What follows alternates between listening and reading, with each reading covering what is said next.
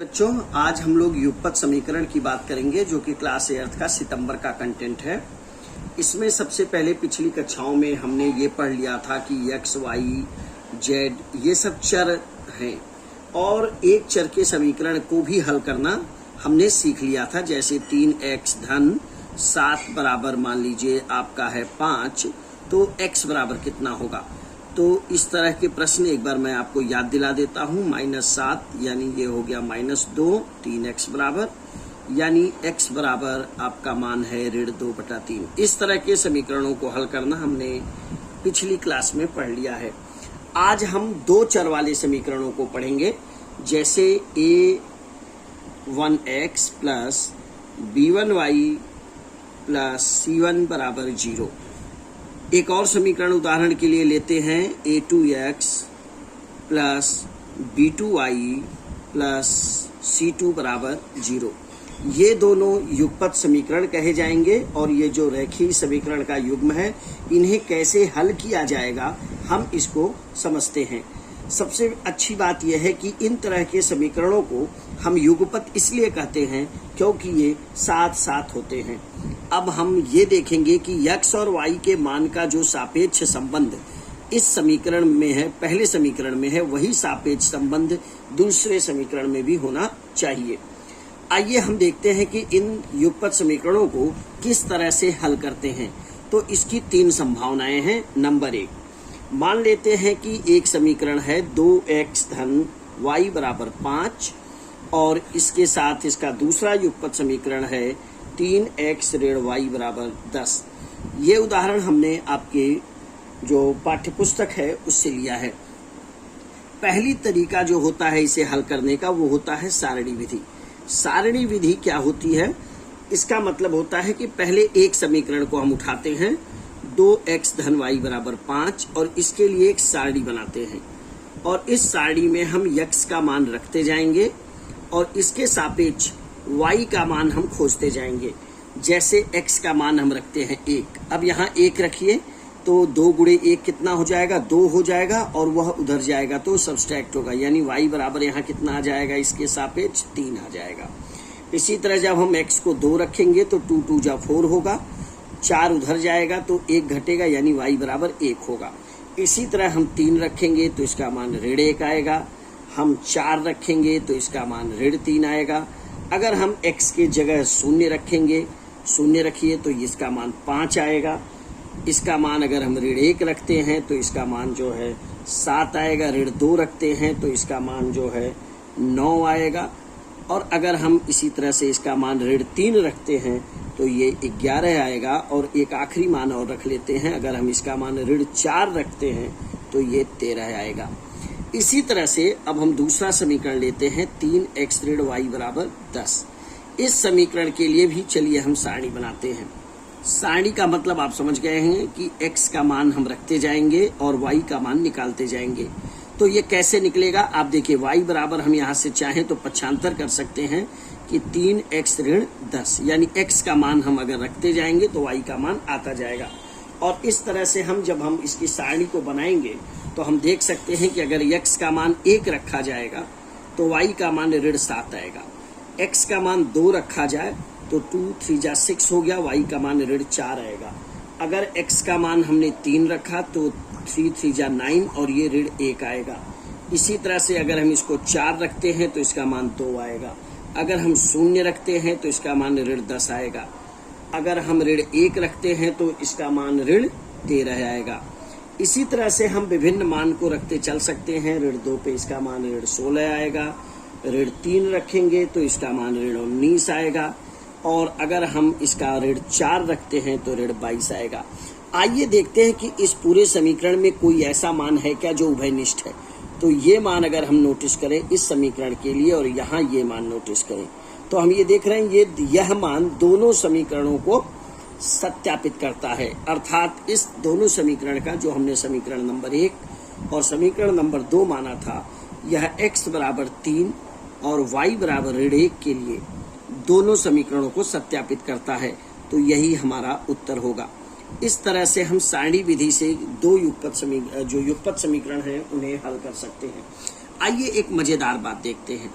मान लीजिए कि एक समीकरण दिया है x धन 2y बराबर 5 और एक दूसरा समीकरण दिया है 2x धन 4y बराबर 10। इन समीकरणों को अगर हम गौर से देखें तो यह कितना है, यह समीकरण दोनों एक ही समीकरण है और यह केवल इसमें अगर हम 2 का गुणा प्रत्येक पद में कर दें तो ये आ जाएगा। अर्थात इस समीकरण को, ये समीकरण स्वतंत्र नहीं है। तो हम अगर कहें कि स्वतंत्र समीकरण नहीं है अर्थात यह एक ही समीकरण है दोनों, अगर हम यहाँ 2 से भाग दे दें तो वास्तव में वापस हमें वही समीकरण मिल जाता है 2 से भाग देने पर। तो हम ये कह सकते हैं कि एक ही समीकरण दिया गया है। तो आप हमेशा ध्यान रखिएगा कि ये स्वतंत्र समीकरण नहीं है और इनके अनंत मान प्राप्त होंगे, यानी इनके असंख्य, अनंत के साथ हम अब वर्तमान में असंख्य शब्द प्रयोग करते हैं, असंख्य मान प्राप्त होंगे। एक तीसरे तरह का भी समीकरण ले लेते हैं कि अगर x ऋण 2y बराबर 5 है और एक दूसरा समीकरण है कि 2x धन 4y बराबर 7 है। तो आपको अगर इन दोनों को हल करना है तो अगर गौर से देखिए तो ये है 2x धन y, हमने 2 यहाँ से उभयनिष्ठ यानी कॉमन ले लिया, तो उत्तर तो इसका आना चाहिए था इस नियम के अकॉर्डिंग 10, परंतु है कितना यहाँ 7। अर्थात ये दोनों समीकरण कभी भी इनका कोई भी उत्तर प्राप्त नहीं होगा, यानी कभी भी कोई मान संतुष्ट नहीं कर सकता। तो हमारे पास हमने देखा कि तीन तरह के हमारे प्रश्न आए। अब यहाँ जरा एक मजेदार बात देखते हैं, ये पहला सवाल और ये दूसरे। पहले सवाल में अगर हम तुलना करें तो पहले केस में मैं तीनों केस की अलग अलग चर्चा करता हूँ। पहले केस में a1 बराबर 2 है, b1 बराबर 1 है, तो a1 और a2 बराबर कितना है इस समीकरण में 3 है और b2 बराबर ऋण 1 है। तो हम अगर यहाँ a1 अपान a2 निकाल दें तो ये वैल्यू आएगी 2/3 और b1 अपान b2 निकाल दें तो ये आएगा ऋण 1। इसी तरह से दूसरे समीकरण में अगर हम देखें तो a1 बराबर 1, b1 बराबर 2, a2 बराबर 2 और b2 बराबर 4। हम ये देख रहे हैं कि यहाँ अगर हम a1 अपान a2 निकालते हैं तो उत्तर 1/2 आता है और b1 अपान b2 निकालते हैं तो इसका भी उत्तर 1/2 आएगा। चलिए तीसरे समीकरण को देखते हैं। a1 यहाँ 1 है और b1 की वैल्यू 2 है और दूसरे समीकरण में अगर हम देखते हैं तो a1 की वैल्यू 2 है और a2 की वैल्यू 2 है और b2 की वैल्यू 4 है। यहाँ हम ये देख रहे हैं कि अगर हम इन दोनों समीकरणों में a1 अपान a2 बराबर b1 अपान b2, इसी तरह से यहाँ अगर हम देखें तो यहाँ भी a1 अपान a2 बराबर b1 अपान b2, और अगर हम यहाँ देखें तो a1 upon a2 is not equal to b1 upon b2, यानी ये दोनों मान बराबर नहीं है।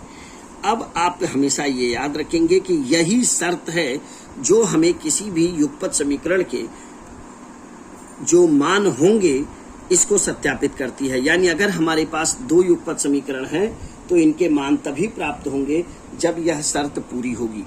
अब हम देखते हैं एक और उदाहरण लेकर के कि हम युगपत समीकरणों को हल कैसे करते हैं। युगपत समीकरणों को हल करने का एक हम उदाहरण लेते हैं और उस उदाहरण से हम इसे हल करते हैं। पहली विधि होती है प्रतिस्थापन विधि। प्रतिस्थापन, हम दोनों का एक एक उदाहरण केवल लेते हैं और उससे आपको समझाते हैं, क्योंकि एक सारणी विधि आप समझ चुके हैं, ये दूसरी विधि है प्रतिस्थापन। चलिए बहुत आसान सा सवाल लेते हैं कि x धन 2y बराबर 6 और x ऋण 2y बराबर 8। हम अगर इस प्रश्न को हल करते हैं तो प्रतिस्थापन का मतलब होता है कि एक की जगह पर दूसरे को प्रतिस्थापित कर दिया जाए। तो यहाँ से समीकरण 1 से अगर हम समीकरण 1 से x का मान निकालें तो 6 ऋण 2y आता है। यह मान समीकरण 2 में रख दिया जाए तो 6 ऋण 2y और ऋण 2y बराबर 8, अर्थात 6 ऋण 4y बराबर 8। यानी हम यहाँ से अगर इसे हल करते हैं तो 4y बराबर 6 ऋण 8, अर्थात y बराबर ऋण 1/2। ये जो मान आ रहा है हम इसको y निकाल लिए। y का मान जब आ जाएगा तो x का मान कितना हो जाएगा, 6 ऋण 2, और y का मान हमने रख दिया ऋण 1/2, अर्थात इसका मान हो गया 7। आप उत्तर चेक कर सकते हैं, पहले समीकरण को चेक कर लीजिए।